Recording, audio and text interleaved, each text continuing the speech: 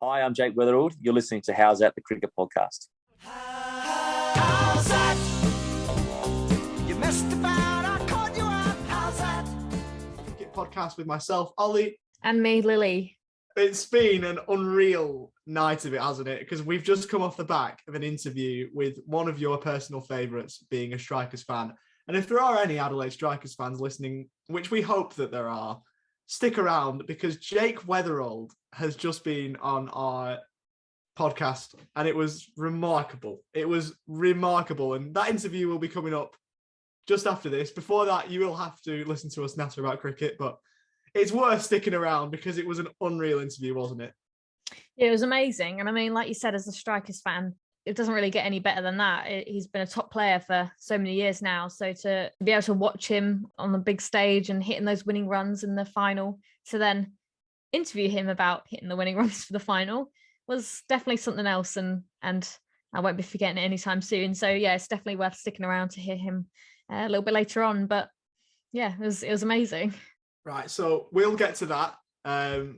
You'll get to that as listeners. We have obviously done it already, but we've got to talk about a bit of cricket first. And we're going to start with the England and South Africa battle that is going on in men's and women's cricket at the moment. And those games have been quite closely contested across both men's and women's cricket, save for the women's T20s, where England have had a pretty big monopoly in that area, where, you know, this game recently that happened the other night was a certain debutant by the name of Alice Capsey, who was absolutely wonderful and taking a wicket with the 3 lines and the crown on her shirt. So that was absolutely wonderful to see. One of many stories that has come out this summer, or English summer, I should say.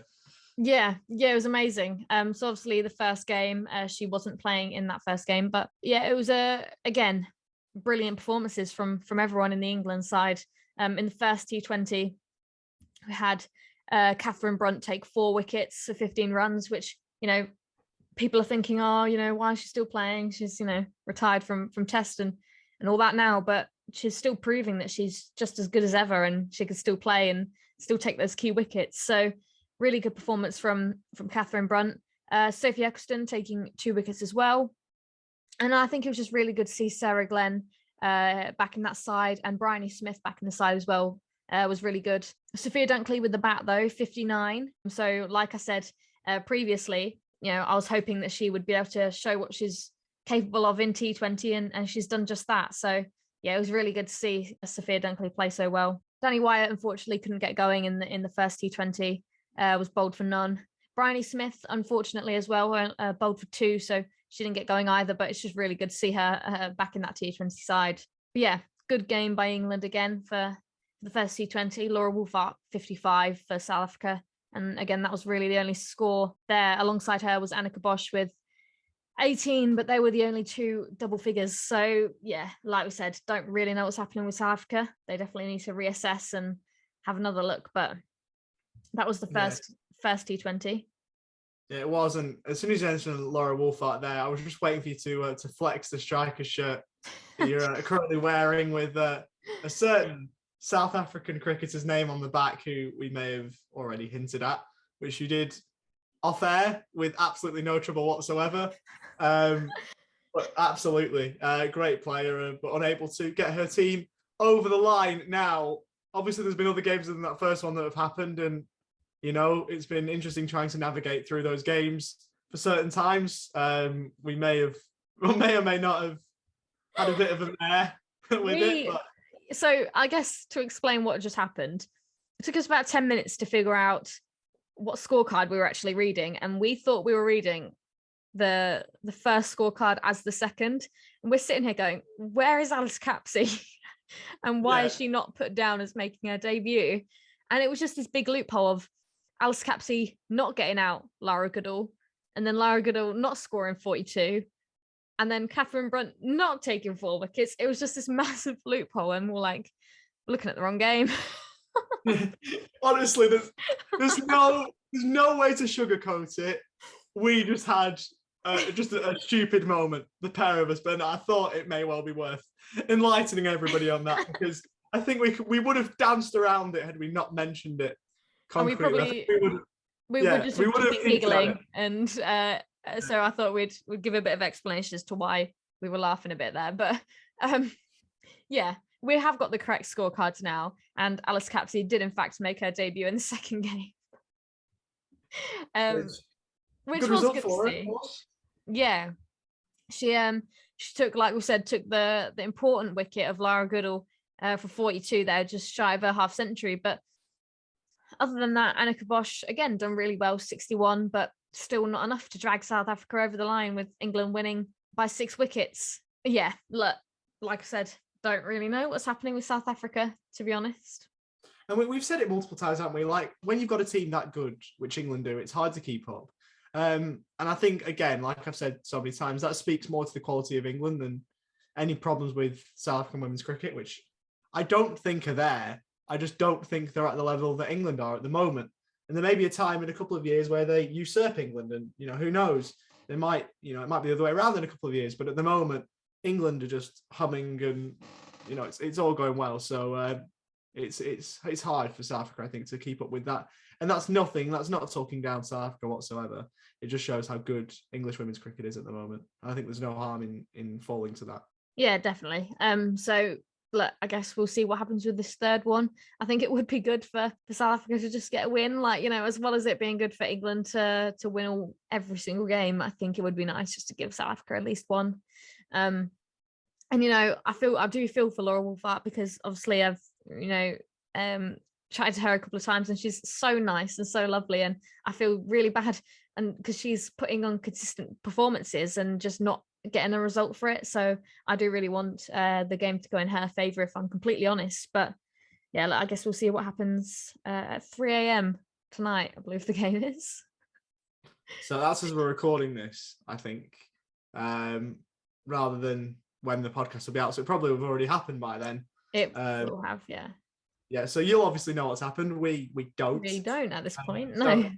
We can't quite break the fourth wall and tell you what's happened as we would like to, because it's not happened. But a couple of things that have happened in the men's game against South Africa. We've had a split. We've had parity in the men's series that's recently just happened in the ODIs. 1-1 after the third one was sadly rained out at Headingley, which it's up north. It's going to rain, even though the one at Old Trafford didn't somehow. But South Africa won the first one rather convincingly by 62 runs.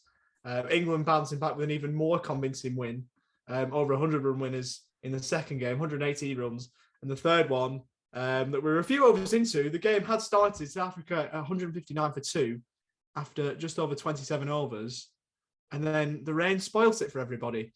So that's just what happens sometimes. But there's a lot of positives to take from an England point of view.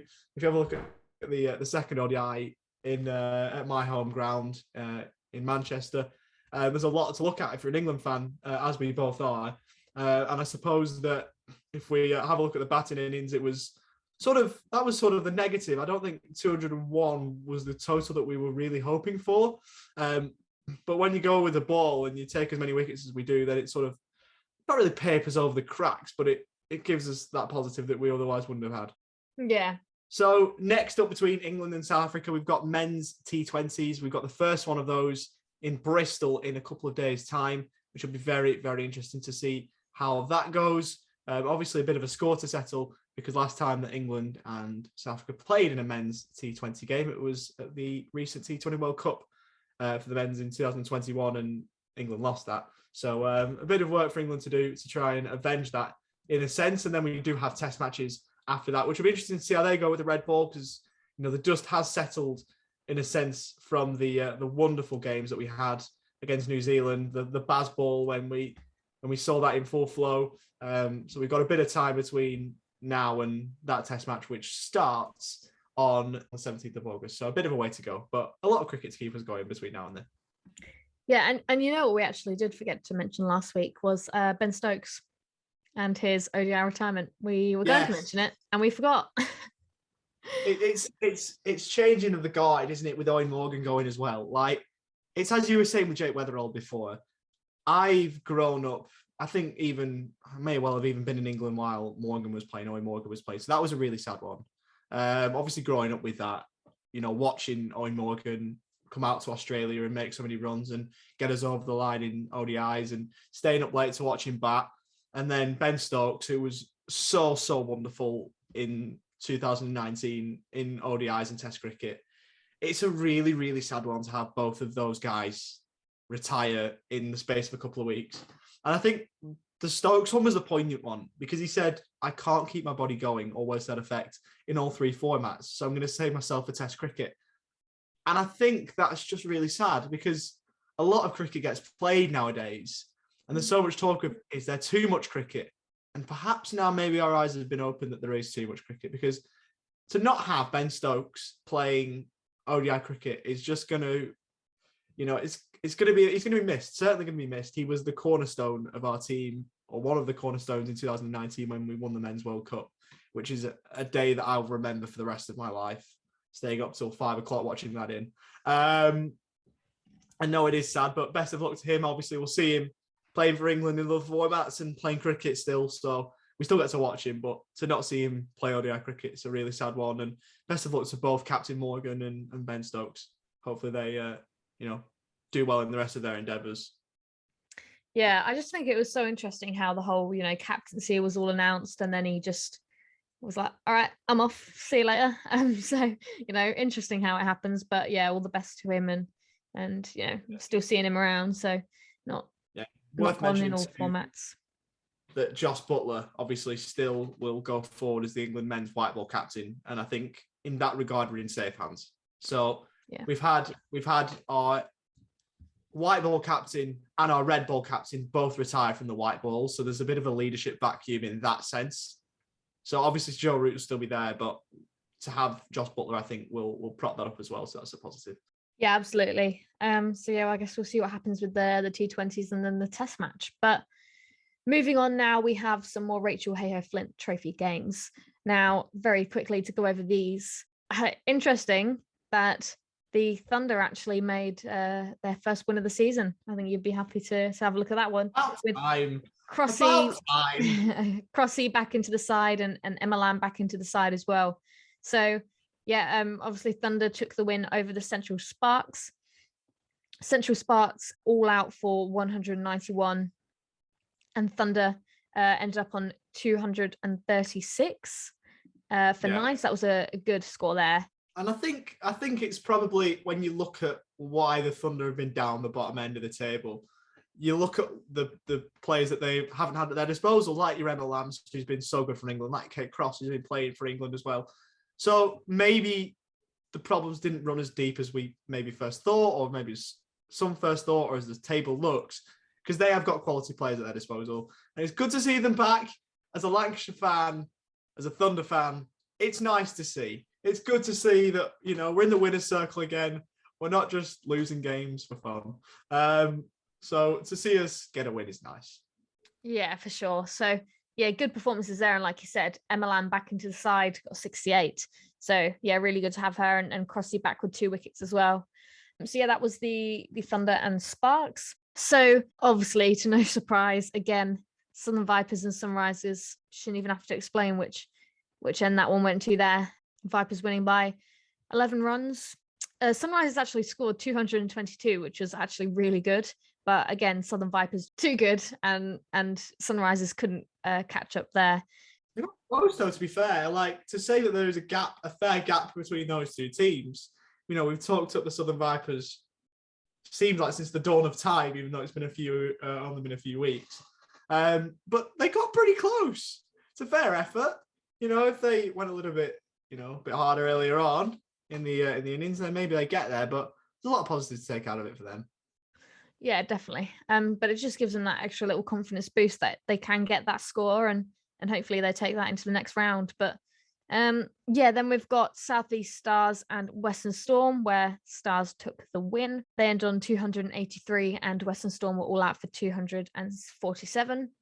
And then Lightning and Northern Diamonds taking the win there. They ended up on 200, and Lightning were 199. So that was a pretty close one.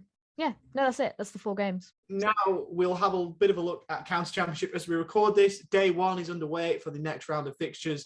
And a bit of rain is impacting that. And of course, guess where the rain is? Have a guess, one ground where there's going to be rain. Old Trafford, of course. Old Trafford is the only one that's been rained out. Lancashire and Kent unable to get underway on time. So that one's still yet to go. Gloucestershire 5 for none. Essex 5 for none. Yorkshire 1 for 1. So they've lost a wicket in Scarborough. So that's good signs, even though Jake Weatherald is an adopted Yorkshire person. Won't be happy with that, but we'll hear his thoughts on that later on. Warwickshire 1 for none. Derbyshire 2 for 1. Durham 3 for none. And as we said, Lancashire unable to get underway as of yet. But the one thing I did want to mention was an absolutely bonkers game of cricket that I'm sure that you would have been across between Leicestershire and Glamorgan at the County Ground. Have a listen to this. Leicestershire, 584 first innings with Michael Neeser taking the wicket of Mulder for 156. You're thinking, if you're Leicestershire, you're thinking, we've got a mental score on the board. No one's going to chase that down. Enter Sam North East. This is just absolutely filthy. Glamorgan at 795 for 5 declared. Sam North East with a Glamorgan record 410 not out. Wow. And you also had Cook, who chipped in with 191 and was declared on, so wasn't even allowed the chance to make his double ton, which probably would have taken Glamorgan over 800 anyway. So interesting to declare when they did. And the captain made 2 runs, Lloyd. So Lloyd's called him in for 2. So he's fuming that he hasn't, made his way in on a wicket where his teammate scored 410, which I think is one of the highest scores. I think it was Bruce McLaren for Lancashire all the way back in the day, made 440 or 430, 440. I was reading the other day, was a championship record. Sam North East dancing very close to that. And you also have Brian Lara, who made 500, I think it's the first class record, if I remember rightly. And then Leicestershire bowled out for 183. Glamorgan winning by an innings and 28 runs after conceding 584 in the first innings. Remarkable game. Unbelievable game at Grace Road. I couldn't believe it. It's pretty crazy, isn't it, to think about that? But yeah, you don't see anything quite like that very often, do you? No, you don't. If you're thinking 584 on the board, you've almost got the win in the bag by then. But you've got Sam North East playing a blinder, first ever quad century in Glamorgan history. It was remarkable to watch. And then Lancs also got a win, which was nice, which we got a win over Northamptonshire. So we'll take that on the offside, which was obviously very, very nice. That was a quick county championship roundup. But I just really wanted to mention that game from Sam North East and the way he batted, because we're not going to see knocks like that again for a long while at that level, I wouldn't think. Yeah, no, that was pretty spectacular. And like you said, doesn't happen very often, to say the least. Now, moving on, the tri-series against Australia, Pakistan and Ireland was a very, very comfortable win by Australia there, which now means that they are heading off to the Commonwealth Games, which is very exciting. It'll be interesting, by the way, if England and Australia will renew acquaintances after we being England, absolutely got battered by Australia in recent times. But we talked about England releasing their squad for the Commonwealth Games. So, it was nice to see Alice Capsey in there, just to refresh memory. It was good to see Bridie Smith go in there. And I'm interested to see how Australia cope, and their squad has been released. So I'll have a quick read over that. You've got Laddin, Haynes, Darcy Brown, Nicola Carey, Ashley Gardner, Grace Harris, Alyssa Healy, Jess Jonathan, Alana King, Beth Mooney, Talia McGrath, Elise Perry, Megan Shute, Annabelle Sutherland, and Amanda Jade Wellington to round it all off. So that is a pretty strong squad, whatever way you read it. Yeah, and it's very similar to the World Cup squad and the Women's Ashes squad as well. Like, not many people have changed at all really there. So again, just a really, really strong team. And it would be interesting to see what happens with them. I think it would be really nice to see players like Amanda Jade Wellington and Grace Harris get a bit more of a go. And Nick Carey as well. They've been in and around the squad, been in and around it for quite some time. So it'd be really nice to actually see them get a game and get an opportunity in the Commonwealth Games. I think that'd be really nice. It'll be interesting to see how Australia, there's a bit of a change of the guard with Matthew Mott leaving the post within the Australian setup, the Australian women's setup, to take a position coaching the England men's white ball squads. So Shelley Nitschke's come in on an interim basis, so that'll be interesting to see. The one other thing that catches my eye is there's no West Indies playing in the Commonwealth Games, replaced by the representative team, as quoted, Barbados. So there you go. It's interesting, isn't it? Yeah, so obviously there's a few West Indies players that won't play, headed probably by Stephanie Taylor, who's, of course, from Jamaica. But you've still got the likes of Deandra Dotton playing in there. You've got Hayley Matthews in there. So it's still a decent squad with a couple of West Indies regulars. But Barbados playing international cricket is not something you see all that often. No, and I don't know whether there is an explanation out there, but I think why wouldn't it just be West Indies? Because then you can put in those players who aren't from Barbados, like Stefani Taylor, like you mentioned. So yeah, it would definitely be an interesting one. I'll be looking forward to seeing their kit and seeing what they wear, because obviously we're very used to the West Indies, so it'll be odd seeing them in a little bit of a different kit, but I guess we'll see what happens there. It was quoted on the cricket.com.au website. It was quoted, in quote, was the representative team, quote unquote, for the West Indies. So I don't know as to why. Yeah. If there was a reason why, a special reason why it was Barbados and not maybe Jamaica, or if they couldn't just go as West Indies, but that is what it is. And of course, you've got Australia added to that, as we mentioned, India, Pakistan, and then in Group B, that's Group A, and then in Group B, England, New Zealand, South Africa, and Sri Lanka.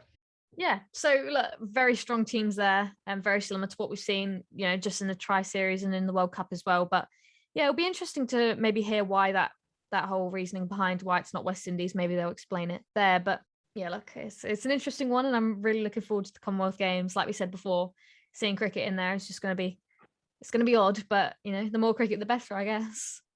Yeah, worth mentioning that all games are being played at Edgbaston as well in the Com Games. Obviously, host city being Birmingham, that makes a lot of sense. Australia get their tournament started on July 29th. Well, there you go. That's the roundup, which is absolutely very soon, isn't it? It's in a couple of days. So yeah, I'm really looking forward to that one. I'm sure we'll be tuning in and keeping everybody updated.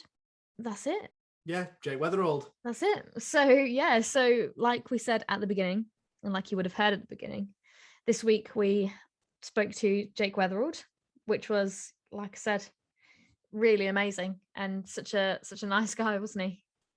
Yeah, a legend of a bloke, it must be said. We're not just saying that because he's been on our podcast. Like, we'll be honest, he was a legendary bloke to speak to.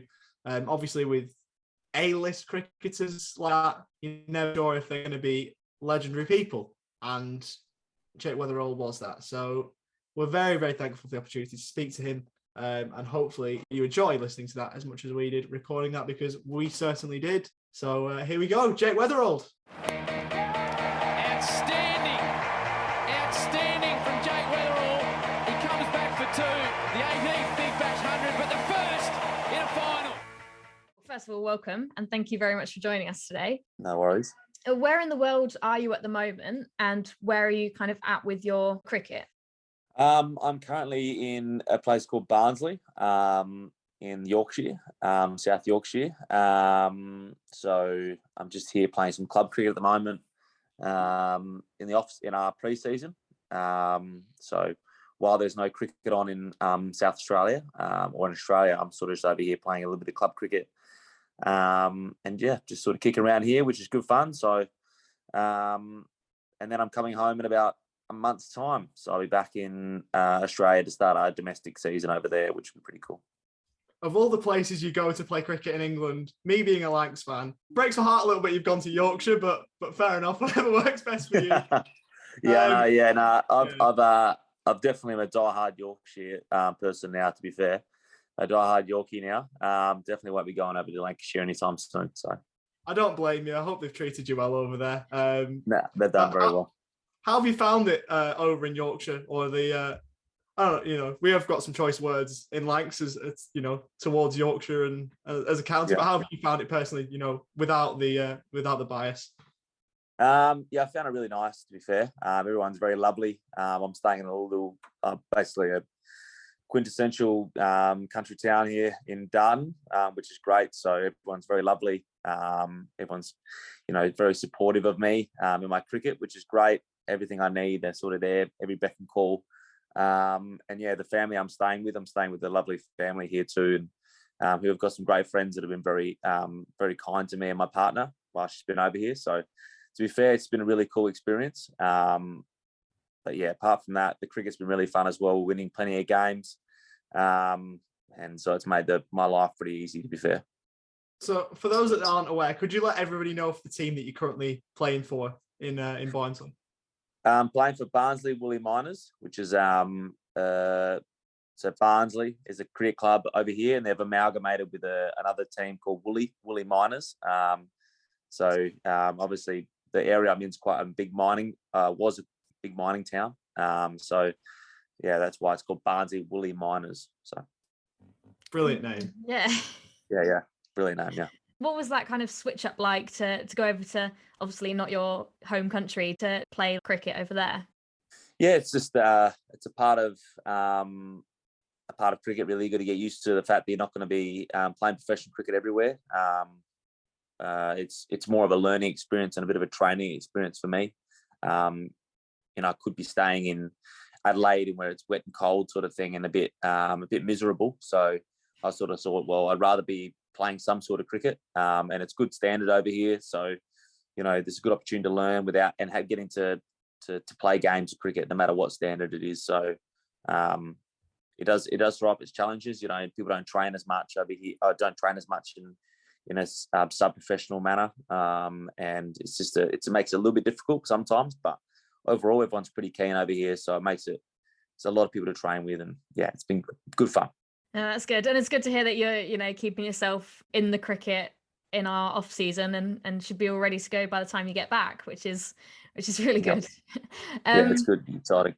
So I guess going back to the very start of your cricket career, how did you very first start playing? I started playing when I was about 10 years old. I was for people that play cricket, it's pretty old, I guess, to be fair. I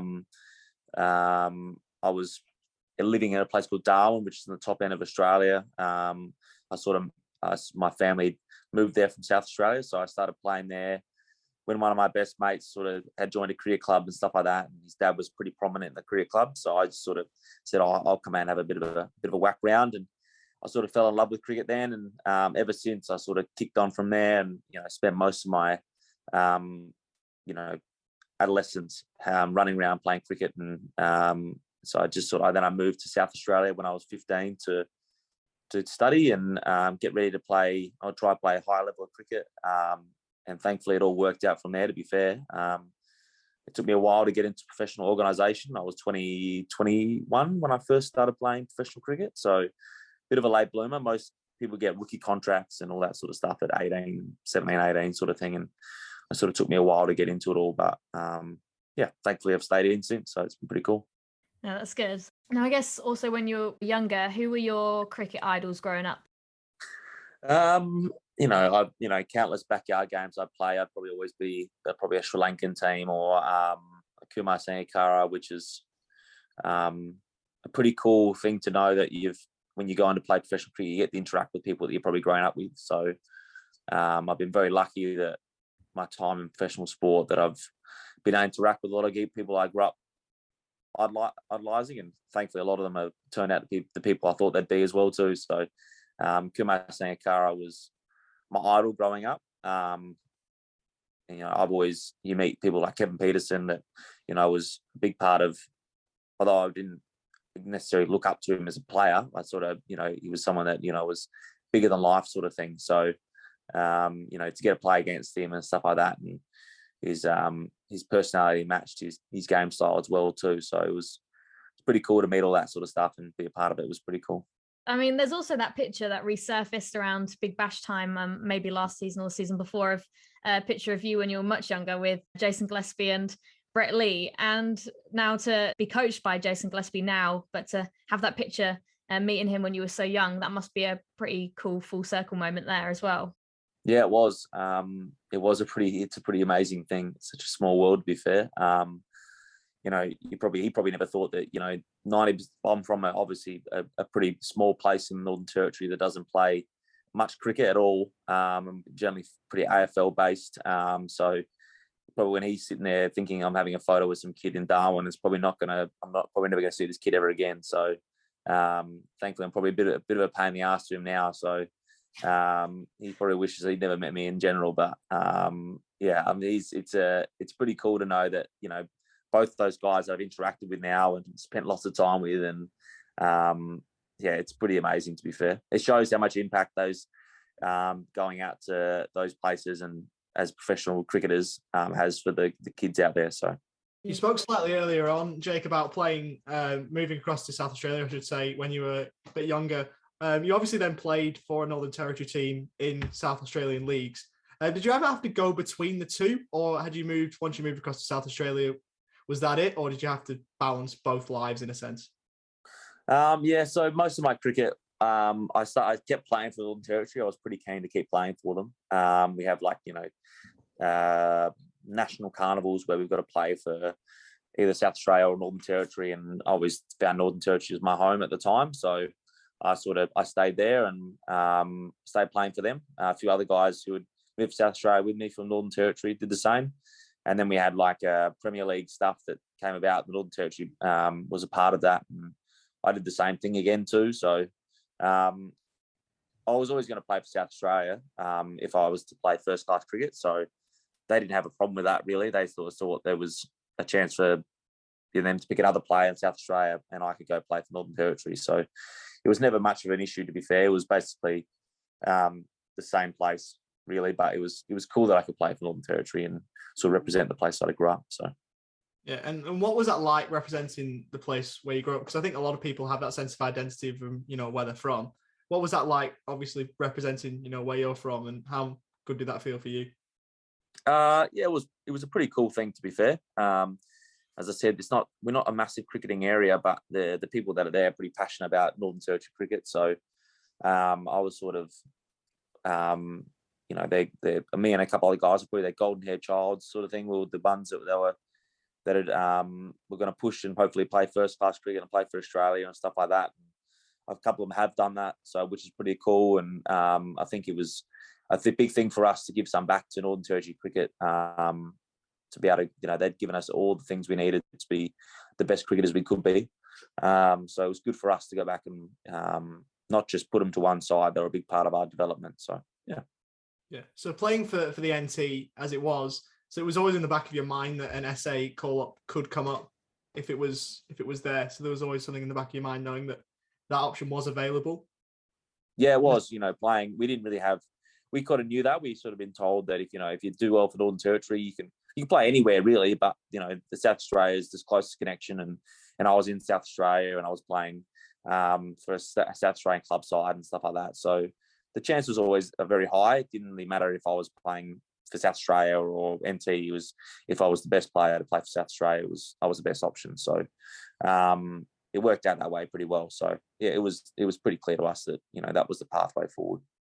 Absolutely. Yeah, in BBL 06 you joined the Strikers. Now, what was it like to kind of join a competition that has already existed and you knew what the required standard was? What was that like? It was pretty difficult. There's no lie that I probably struggled my first year a little bit. I didn't play that well, which was, you know, probably just part of my own learning and development as a player. It was a good standard of cricket. You know, everyone around the world was coming round to play Big Bash. It was a standard of cricket that, you know, I hadn't really seen before. I was playing club cricket in South Australia, which was by no means degrading that, but it was definitely not the same standard. So I had to learn on the job a fair bit. I was pretty new to T20 cricket in general. T20 cricket to me, in club cricket, you don't play heaps of it. Now you probably play a bit more now, but I was sort of learning on the ropes at the same time. So it was one of those things where I had to learn a lot on the job. I found it quite difficult my first year. And then I found it difficult for most of the second year until, you know, the back end of it really too. So I was thankful that the people around me were pretty supportive. The coaches around me knew that I had something in me to perform well at that level. And thankfully I rewarded them in the end. But yeah, it was a pretty difficult start, to be fair. How did the first call up initially happen? What brought you to be in that side? Yeah, it's how did it happen? I was I'd actually did quite well in my first class debuts. I just played a Shield final and did quite well in that. And, batted quite well in the first class stuff. And then I'd done quite well in the one-day stuff as well. Yeah, made a couple of hundreds or maybe 100 leading into the Big Bash. And I'd given a contract, a striker's contract before that. It's basically like, a junior player that might be good in the future sort of thing. And then I played a couple of trials for the strikers in leading up to the season, and I did quite well in them as well too. So I sort of got the nod really. Ben Dunk had just come in. Tim Ludeman was struggling a little bit with the bat, and Ben Dunk was going to keep. So they needed another opener, and they had who they also had. They had another guy who was there at the time. Who was quite a good player, but they sort of went with me instead as a bit of a younger player. They wanted to see for the future, so I was pretty lucky, to be fair. And they said, "I will go with you for the season." And it just sort of ended up like that. They just sort of backed me in, and Jason Gillespie sort of backed me in, and it just sort of worked out like that. It's probably a bit of luck, to be fair. Yeah, well, it's paid off in the long run, hasn't it? Because you stuck around and you've had some very big match-winning performances. If we move on to the BBL 7, which I think is the season, I think that for Strikers fans, maybe for you, Lily, is the one that we sort of look back on. You had a lot of big moments in that season, but as a team, the Strikers had 7 out of 10 wins in the regular season. Was there any point as that season progressed that you sort of thought this could be ours, or was it just one of those where it's, take it one game at a time and go from there? To be fair, it was a pretty weird season, to be honest with you. We just all sort of clicked, to be fair. Everyone sort of played well. I didn't play very well at the start, but Alex Carey was playing really well.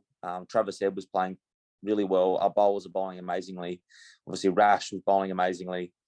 So it's sort of like when ebbs and flows sort of thing. Everyone sort of came in and out of form at different times to win games for us. At the start of the year, Alex Carey was amazing. Made 100, was making plenty of runs. And then, he sort of kept me going. And then Rash was taking plenty of wickets. And then the back end of the season, when we're getting close to finals and in finals, I sort of kicked on, and Kez sort of, didn't do as well. And then it just sort of ebbed and flowed, to be fair. But yeah, every time we needed to win a game, someone made heaps of runs or someone took heaps of wickets. It just doesn't always happen like that. Normally always something like, a team plays badly and one day we just get stumped, or but every game we seem to post a decent score or be able to defend a low score. And yeah, it was one of those years that you look back and think, far out, everything just sort of clicked at the right time, to be fair. Yeah, it seemed like quite a harmonious group then off the back of that answer, with everything sort of clicking. What was that squad like? What was the dressing room like, in a sense? And was it one of those where it just sort of worked and everyone was sort of at one with another? Yeah, everyone was sort of, everyone was, safe to say that everyone trusted probably that we were going to be all right. And I think when you win a few games out of nowhere, and then win some games commandingly, you sort of think, well, how can we lose, sort of thing. Obviously, we did lose a couple of games, but most of the time we're playing. If we did badly, if the team doesn't make enough runs, we walked out there thinking we could defend it. So, and that's probably and then when we're batting, if we didn't have a great day with the ball, we felt as though that we could chase down most totals. So it was just, as I said, probably a little bit harmonious in the way we played as a group. And that trust of performance was probably there, which was, you don't always get in teams. It's just a thing that you can't really manufacture. It's just kind of comes with results and, or trusting that you can perform. But yeah, it's one of those years that we thought as the season went on, it just more and more trust happened. And yeah, it was a pretty cool environment. And when you got to the final, from outsider looking in, it was one of your best performances that you've ever had. I remember watching the game and you were smoking it to all parts of Adelaide Oval. Do you have any memories of that day, obviously winning the BBL 07 title? And is that one of the highlights of your career so far? Yeah, it's definitely a highlight. You don't play sport not to perform in big games, to be fair. I don't think there'd be a kid on earth that hasn't thought about playing in a final of a sporting match and doing something pretty amazing. So it was cool to be a massive part of that victory. As I said, I had a lot of trust from a lot of people to perform and to get to where I was. So to walk out there and actually bring some silverware back to South Australia, which had been a long time coming, was pretty cool. So my memories of that game were, a lot of the time it was just euphoric, to be fair. You don't really get in that zone as a batter very often. Saying that again, you can't manufacture, you just sort of walk out there, and some days it just happens. And it's few and far between you get in those zones, to be fair. Definitely. Yeah, I mean, obviously I was there at that game, and I was in one of the best seats of the house, in the red members seats there at Adelaide Oval. So Awesome. I mean, it was brilliant to watch, and it was such a special game for Strikers fans, and I couldn't even imagine what it would be like for you to, I guess, hit those winning runs in a way. Now, the whole situation with Matthew Wade getting run out for a diamond duck, and Tim Payne was lost very early on in the game and the fifth ball. So I know it was very early on, but maybe within that first over, did that give the team a confidence boost? Yeah, it probably definitely did.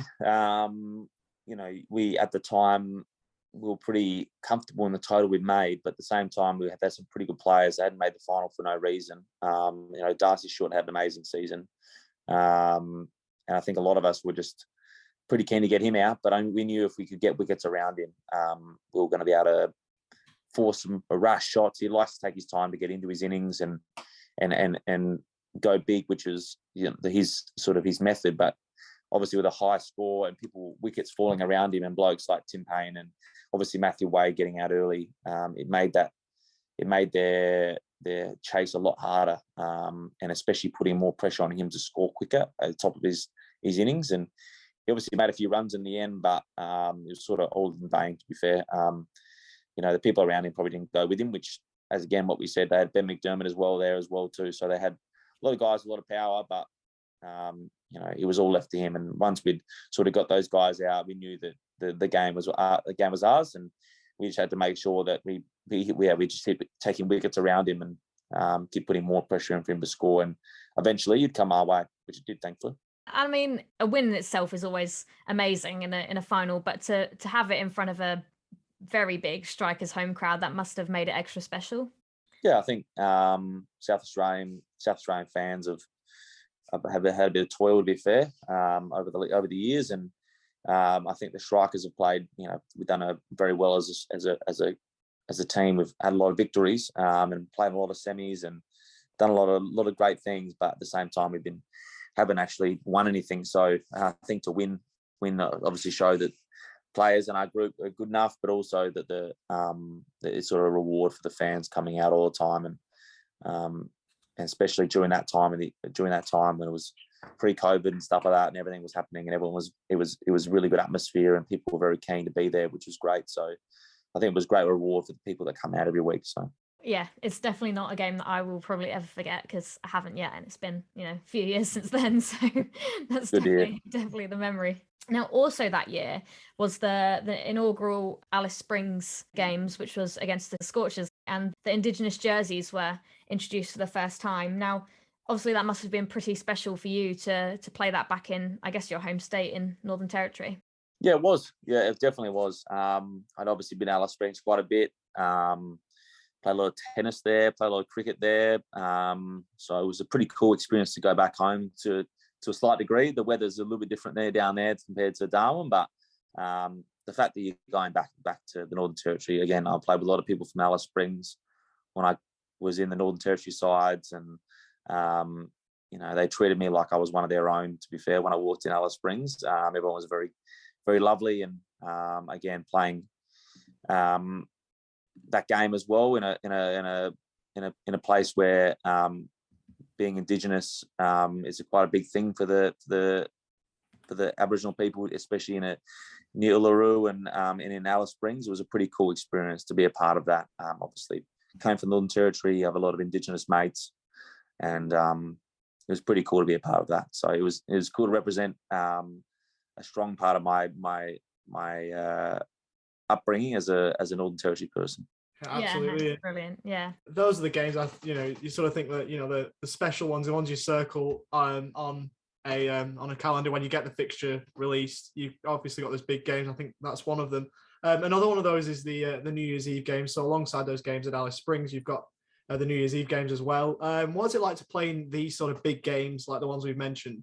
And do you feel more pressure playing in these type of games, the big ticket ones, than maybe a general regular season match? Yeah, you definitely do, 100%. That's just a part of playing sport in a professional environment to a degree. People, no matter how much you want to shut it out, it doesn't really matter. Like it comes, and people want to come to the game. You know, everyone wants to come to New Year's Eve, and people want to pay. People want tickets, so you're generally trying to sort out tickets all, you know, a couple of days leading into the match, and people are saying, "I'm coming today." Most of your mates are coming. So it's, you know, the conversations around you are always, "Oh, we're going to be there to watch, and you better do something, or we're not going to be very happy," sort of thing. So you sort of have to deal with all that external pressure, and yeah, it's just a part of playing professional sport. To be fair, you don't always get that in professional sport. You know, some people could probably deal with it better than I do, but at the same time, I generally appreciate being a centre of attention when it comes to playing sports. So you want to walk out there and be the best you can and play, you know, do something pretty amazing. So that's a part of playing a lot in front of lots of people. So I think you're nervous, but it's good nervous energy. And all these games, obviously, we've talked about all your mates that are there. There's also a lot of, you know, young people in the crowd that probably idolise you in a sense. Do you feel like you're a role model at any point? Do you feel like you're someone that young people can look up to, especially if they're aspiring cricketers wanting to stand where you currently do in, you know, 10, 15 years' time?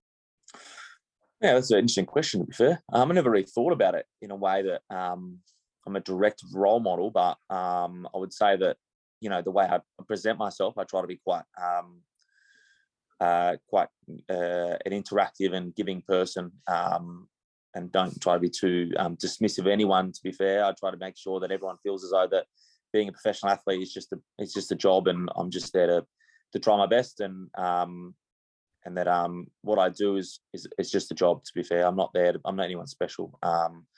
They might think that, but at the same time, you know, I'm still a human. I'm still part of society. So the way I interact with people is generally pretty consistent. The way how I treat my mates, and how I treat my family, and yeah, I'm never going to be dismissive of anyone, and hopefully that I'm more of a role model as a person, and not more as a cricketer. Really, the cricket part of it is just a job. So I'm not really trying to be anything more than just myself, to be fair. And hopefully that rubs off on other people. And the more people that can just be nice and a genuine person, I think the better that our sport will be in general. So.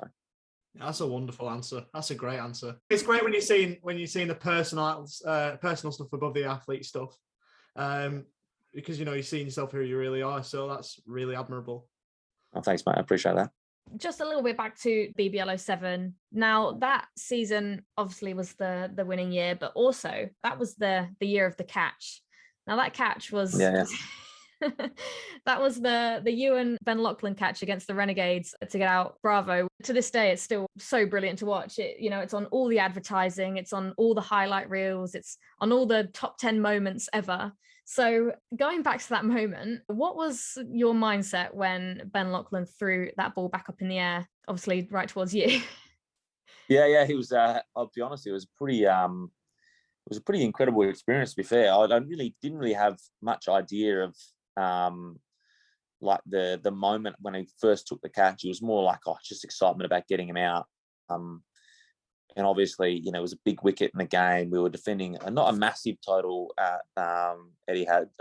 So it was sort of like a little bit of thank God we got him out sort of thing. But at the same time, I remember watching the replay and thinking how good a catch that was. Well, not from me, really. I did nothing. I just watched the ball and catch it sort of thing. So, and just sort of took all the glory at the end, which was pretty cool. But yeah, Benny did a great job.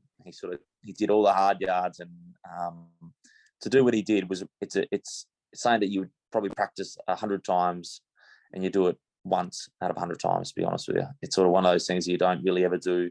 Even in training, you try to do those things, and you know you might pull it off occasionally, but it just doesn't really happen. And to do it in that moment, in that catch, with the player getting out, it was pretty incredible. And again, I was just a byproduct of what he did. I didn't really do much, to be honest with you. Might look like I dove, but you know, I was just making sure that I was catching the ball and didn't drop it and all that sort of stuff. And yeah, as I said, I was a bit of I wanted to make sure that everyone knew that I was a part of the catch, because that's all I did really. As I said, I didn't really do any of the hard yards. Well, to be fair, you may say that, but if you did drop it, it wouldn't have counted. So I think you still can take a bit of credit of you did manage to seal that catch there. But yeah, like you said, still one of the best catches I think I've ever seen. Oh, it's good to hear. Well, yeah, I appreciate that I'm the last person you see in the catch too. So yeah, you're the one who got to do all the celebrating, the exactly celebratory right. dance moves there. Yeah. If you look back at the scorecard, they don't actually see the wicket on the video. They just see caught Weatherald. So that's all that matters. Yeah. Yeah, exactly right. To be fair, that's exactly what I said. I did a lot of media interviews after that, a lot around the world stuff. It was pretty cool. We did like an American one and stuff like that. It was, they didn't really understand. They sort of, so you took the catch. So, what was it like? And I was like, yeah, it was amazing. I did everything basically. And you can see Benny getting a bit more angry and more angry as time went on. And I just sort of, it just, all these interviews were because, some of them didn't really follow cricket that much. They just sort of saw the catch. So they basically just figured out that, I was the one that took it. So Benny just sort of was, didn't really do much. So it was a pretty frustrating time for him, I think. Yeah. What was it like doing all these interviews? Because as you say, it got pretty global, went pretty viral, didn't it? It got a lot of attention. So what was that sort of like, sort of the days, weeks after the actual catch? Yeah, we did. Obviously, we did lots of media for it. We did lots of a lot of how would I put it? Like, as I said, like world-based media for it, because again, people interested in it. People interested, like, it's just sort of like it was a sort of sporting phenomenon, probably from Benny to do that. So it was sort of like a lot of people wanted to find out what it was about. A lot of people didn't really understand the rules and regulations behind it, but it looked pretty glamorous. So it was a pretty cool thing for, you had like baseball people that were keen to think about it, like a lot of American-based sports, a lot of English-based people were commenting on it, and just all these different countries around the world, Indian and all these, even just bizarre places in different parts of the world that don't even follow cricket were just interested about why this happened. And it just looked, pretty glamorous, as I said, and a lot of people were interested in it, which made it a pretty interesting thing to do. So, but you had to explain how it was out and stuff like that. Yeah, so it was cool, but as I said, we're sort of going towards finals, so it was a bit of me. It was more like, oh, far out, I've got to get ready to play and all that sort of stuff, and you didn't really want to talk about it after that. So it's got a bit draining in the end, but yeah, it was nowadays it's just cool to talk about. Good memory. Yeah, absolutely. And yeah, like we said, it's still the one that still replayed all the time. So I don't think that one's leaving our highlights anytime soon. So also with the Big Bash, now you and Alex Carey, when he's not on Australia duties, you open the batting 99% of the time together. So what's it like to bat with him, and what does he bring to the strikers squad? Yeah, he's an awesome player. Obviously, he's someone that's done amazingly well for the strikers. He's someone that has basically a massive part of our culture in terms of our winning culture, and the fact that we've been in a lot of games of cricket. He's been a massive influence on that. The way he bats, quite aggressive. Me and him have played a lot of cricket together. He was there my debut in first class cricket there, and he was there my debut on my one-day cricket, and he's basically played with me ever since in striker stuff. So, our lives have been entwined and probably entangled together for most of our lives. In terms of our cricket careers, he's obviously playing for Australia now, which is a true testament to who he is as a player. He's someone that is works incredibly hard on his game, and someone that's incredibly driven to perform well. So for the awards he gets, it's just a part of how hard he works. And he's just a great person, to be honest with you. He's very quiet. You won't get much out of him when you're batting with him. I think that's something that we probably cultivate a lot of runouts, because he doesn't speak at all. But he, at the same time, we've also worked together very well because he doesn't speak much. I think he likes to keep it pretty simple. He says only 2 or 3 words when he bats, and that's about it. He'll basically turns into a mute. So you just got to. It's good for me because I don't want to think about much either. So we sort of just it works out quite well, to be fair. We were talking about this off air. That's why our faces lit up as you mentioned it. We were talking about the runouts with with you and Alex Carey, because Lily spoke about it a lot as it's happened quite a fair bit over the years. So what's that? Is that just like a breakdown in communication, or the only thing that's missing in what otherwise is a quite wonderful partnership between the pair of you? Yeah, yes. I think that as a T20 stuff, you try to take every run you can, and I think sometimes it causes a bit of flustering. To be honest, it just, you try to. We're both are. We try to rotate the strike as much as we can, and when you try to pinch every run, you're just going to cause a bit of confusion sometimes. I think throughout the years it would have probably made us more runs and lost us more runs, and we're pretty comfortable in the fact that you're going to get run out trying to push the envelope. And I think the times that we probably got, that was a season where I think it was at 2 or 3 in the space of about 5 weeks. That was probably the time where it got a bit loose. It was running wasn't great at all. So it's sort of one of those things that I think, as I said, it was probably a bit of a breakdown in communication. Probably taking it for granted a little bit, the fact that we obviously ran quite well together before that time, and then when it started happening, it's sort of just probably the breakdown in trust, a little bit of running, and it just was just a weird time in our batting partnership. Thankfully, it's sort of smoothed over a little bit now, which is good. Both me and Ollie were trying to figure out how we can bring that up without it sounding a bit judgmental in a way. But that's all right. No stress at all. It's not all sunshines and rainbows, that's for sure.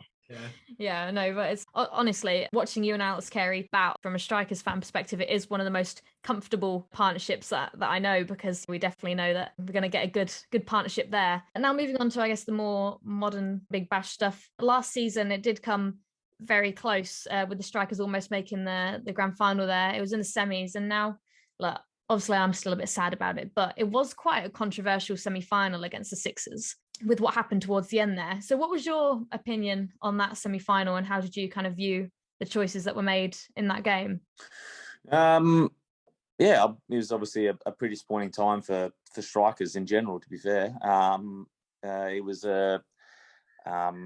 my vivid memory was, one of my close mates, Harry Conway, bowling the last over was a pretty, to be honest, I don't really remember a whole lot from the game. Sort of just got erased in my memory, to be honest with you, after the disappointment. But I remember the last over and thinking, we probably should win this, to be honest. Harry's been bowling very well throughout the year. He deserves to bowl this last over. He's done quite well for us, and it just didn't go very well for him. And probably the biggest memory was after the game, to be honest. It was probably just the sheer disappointment from him. Because unfortunately, when you're a professional athlete, you're valued as a person by your performances, unfortunately. And it was just the way it is, and it's not that it's right or wrong, but I think he probably took it to heart a fair bit, and as a sportsman, he probably, and as his job, and he probably felt as though he'd let some people down, but we didn't feel like that at all. We wouldn't be in a position that we were to even push to finals or play finals without the way he bowled throughout the season. So it was one of those times that I think that was my most vivid memory of that game. I think it was just after actually walking around the grounds, you playing in a foreign city, you got a lot of criticism, and he obviously was from New South Wales. So, and for the amount of commentary you get from other people about, thank God he's playing for New South Wales now. It's hard to cop when you lose such a close game. But I think he responded quite well at the end of it. He was obviously quite sad, but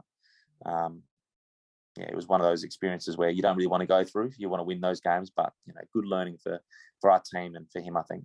Yeah, no, it definitely was a disappointing one, but hopefully that's just another learning curve for next season, and the Strikers can come back better and stronger and take it that next step further, which would be exactly lovely. Right. Yeah, exactly right. So next season is going to be the BBL draft they're introducing in.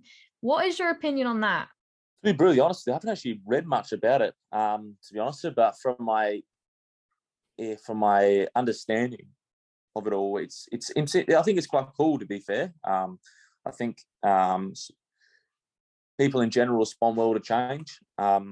especially in the T20 formats. I think people really enjoy the fact that there's new ways of making it more exciting and making it more, how do I put it, like a more of a good lead into the season that will make it a bit more exciting, especially around the fact that, you know, strikers might not retain Rash and that he could be somewhere else, and we've got to pick other players and we've got to find other ways of being successful.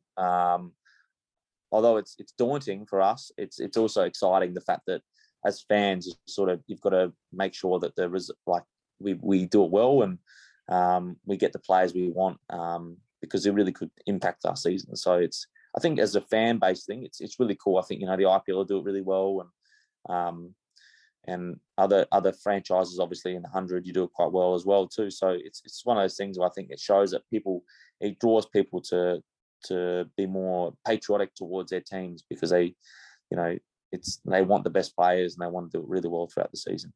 Mentioned in there, Jake, you've played in the Big Bash, you've played in the PSL as well. What's it like playing in tournaments overseas? Obviously, you're overseas now in England, but what's it like playing in specifically T20 competitions or professional competitions overseas? And are you open to doing that again in the future if given the opportunity?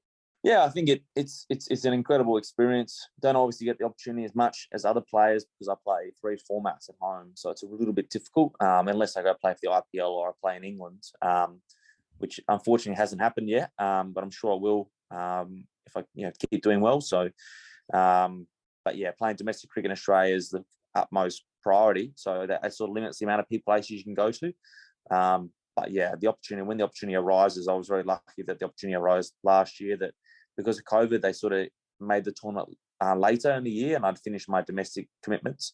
So I was able to go to the PSL and play in that, which was a really cool experience, and an opportunity to meet some fantastic cricketers and to experience a new culture. And I think that was, some of the best memories of my cricketing career was the people you rub shoulders with. I think it's saying that apart from playing cricket, it's something that you'll remember for the rest of your life. So, but yeah, definitely look to do as much as I can when the opportunity arises. And yeah, I've just got to, as I said, if you do well, you get rewarded with contracts overseas, and I think that's showed by a lot of players that have done well in domestic cricket in Australia. They've been rewarded with good contracts overseas to play, and I think they'll come if I do well. Yeah, it'd be great to see you play in more international tournaments as well as having you, down here in the strikers. It'd be great to see you, I don't know, maybe in a 100 shirt, who knows? We could think for the future. Yeah, exactly. We'd like to see it. Yeah.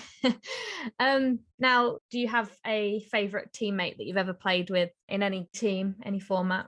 Any team, any format. Favourite person to play with. I've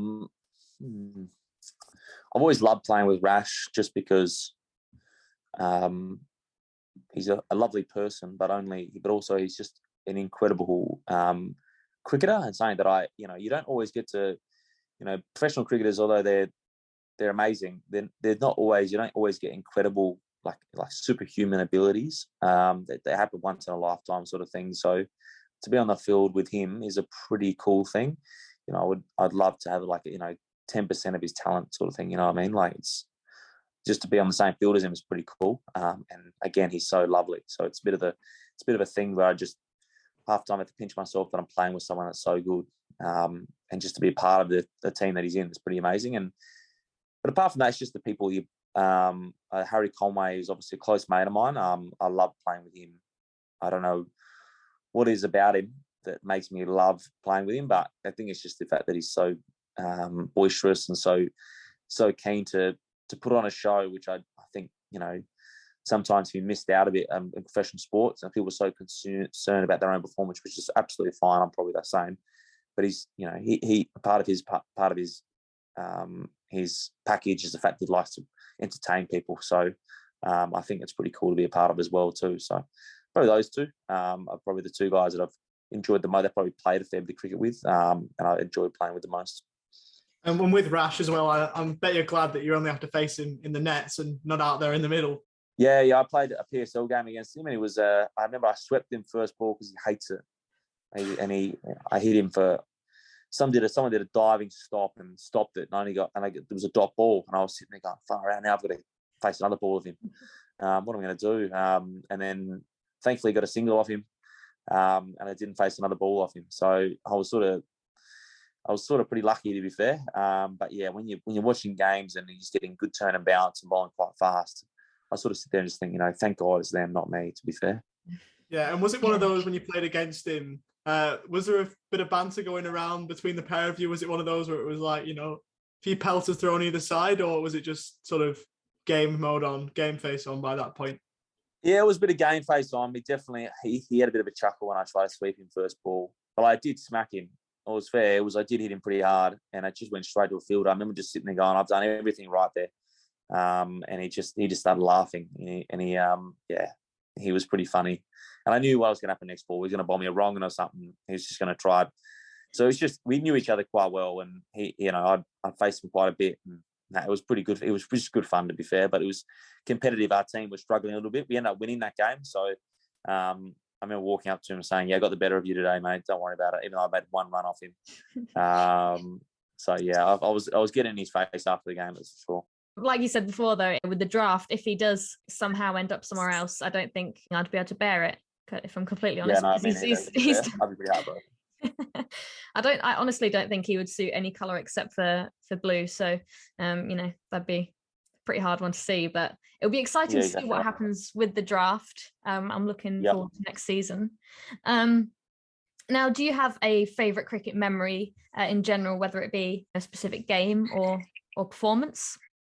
Obviously, apart from the ones we've obviously talked about, cricket performance or cricket memory.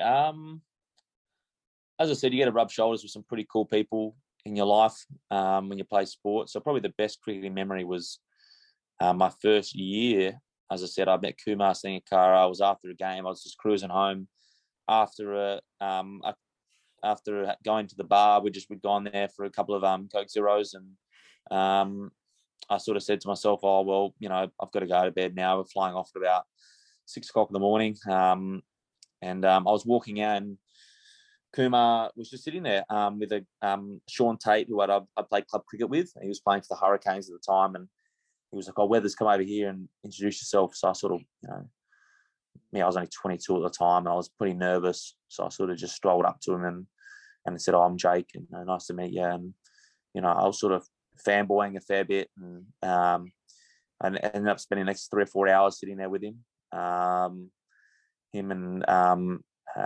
then during the night, it was sort of because we were near a bar, the hotel bar, so you sort of people coming in and out of it sort of thing. And, a few of the boys started sitting down as well, and he'd just talk about stories. And it was probably myself, Jake Lehman, Sean Tate, Kumar Sangakkara, and we were just sitting there, and Dan Christian would join in as well. And we're just sort of sitting there, and then next thing, Ricky Ponting walks out, and he starts talking to Kumar about test matches they played against each other. And I remember Dan Christian tapping me on the shoulder and just going, how cool is this? Like, this is, the best thing I've ever been a part of, just to be here, sit there and let these two talk about test cricket and the battles they had. And I sort of sat there and go, like, it was pretty amazing that someone who'd played a lot of cricket himself, it was, showed that how much respect we had for those two guys, but also how much of an impact those two had on our careers. And but yeah, that was probably the coolest moment of my career, something that I've never forgotten. I remember not getting an hour of sleep, getting on a plane. We were playing a day later, and I went straight home, slept for the next 18 hours, and then played. So, but I said I don't regret that at all. It was one of the best moments of my life. So that was a pretty cool experience. Yeah, that's amazing. Now, what would be your goals for the future? What would you say is the next step for yourself? Pushing to play Test cricket for Australia would be the biggest one. Pushing to play for Australia in any format is obviously a goal, but Test cricket's my number one. Something that I would love to be a part of, and something that I'm really keen to do as a player. I grew up watching Test cricket as my number one part. I love it. I think it's amazing. I think it's the part of cricket that shows if you're really a made batsman, if you can play all three formats. And that's something that I'd love to be able to do. And playing Test cricket's the start of it, I think. And then obviously being able to play one day in T20 cricket for Australia would be pretty cool as well. But, you know, I definitely put everything I can in my career. I try as hard as I can to be the best I can. And if it doesn't happen, I'd be happy knowing that I've tried my hardest to play as high as I can and to perform for the strikers in South Australia as much as I can would be pretty cool as well. So whatever the future holds, I'm not sure, but yeah, I'll definitely try my hardest to play for Australia. But I think that's the goal. Yeah, well, fingers crossed. It would be great to see another South Australian or strikers representative over there. So yeah, definitely hoping I could see that in the future as well. So now moving on to our last little bit, we just like to finish off our interviews by doing some quick fire this or that questions. Some cricket related, some not. So yep, no worries. Jump straight into those. So the first one is T20 or Test cricket? Test cricket. Good choice. Morning or night? Night. Okay. Yep. Dogs or cats? Dogs. Okay. Just, yeah. Yeah. Beach or backyard cricket? Oh, backyard, yeah, definitely. Now, Ollie and I had a debate about this one. Adelaide Oval or MCG? Adelaide Oval. Knew it. I expected that answer was going to come up. I expected that was going to come up. Even though, you know, being an adopted Victorian, I maybe hold a different view, but don't blame you for sharing. I knew it was going to be 2 against 1 here. I did tell him that. Yeah. Now, keep your ties well. Yeah. Orange juice or apple juice? Orange juice. Yeah, good choice. TV or film? Film. Okay. Now, would you rather have legs as fingers or fingers as legs? Legs as fingers. Fingers as legs. Want to wrap your head around? Is it the same thing? Well, you'd either have really big fingers or really tiny legs. I'd rather have really long fingers.